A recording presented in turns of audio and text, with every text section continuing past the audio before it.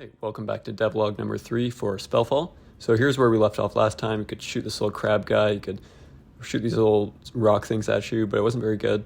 I haven't really posted in a while, so there's a reason for that. It's because we're actually working on this. So this is an escape room for my capstone. We're working in groups to create a game, so we're working with a client here to create an escape room based in a core shack. So there's a bunch of different puzzles. So if you want to stay up to date with this and see when it releases, I mean, you guys can play it. It's going to be on WebGL, then you know what to do.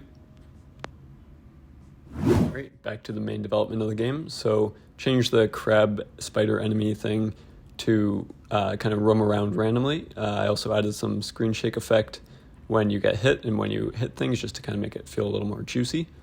Then I added a second room. So this is kind of like a little room with lava pits in it. And here's what it looks like in game. I'm messing around with procedural generation, and I'm not sure if I want it so then the players have to choose the room or if it's randomly generated beforehand. So let me know what you think. So here's just a really early kind of prototype. This obviously, it's not just going to be 2 lines. I'm hoping that it's going to be a lot more complex, but right now there's just a lot of things wrong with it, and I'm trying to get everything figured out so that I can spawn the actual rooms in those locations and they won't like overlap with each other. Then I added this little slime monster that just kind of sits there, and then when you shoot him, you'll roll around and try and hit you. And then I added these little perk type things. I only have one right now, but it's kind of like the nuke from Black Ops Zombies or like Dead Ops Arcade kind of thing, where you can pick them up and they'll do different things, just like a one-time thing. And here's the slimes in this other room, just kind of shooting around, and once you hit them once, then they won't shoot at you, and they'll just kind of roll around and run into things and mess with physics. So yeah, I think that'll be a fun enemy to try to avoid.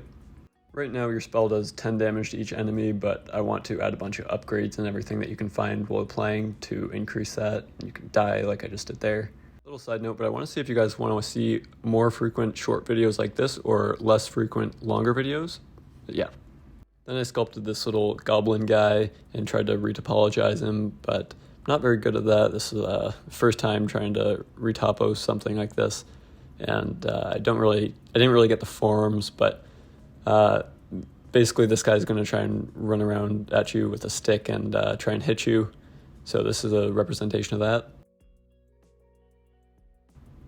So yeah, then I brought it into Substance Painter and textured him, and then brought him into Blender after I baked on the normals and painted everything on there. And this is kind of the final product, what he looks like.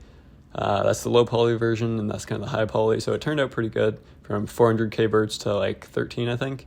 So if you guys have any suggestions for any other monsters or anything that you want to see in the game, or bosses or items, let me know. I'm trying to make a list here on just Google Doc. I just have a few written down right now that I need to create. I just made the goblin guy, and yeah.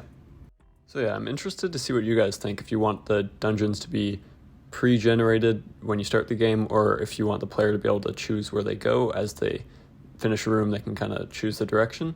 Also, like I said, any enemy ideas would be much appreciated.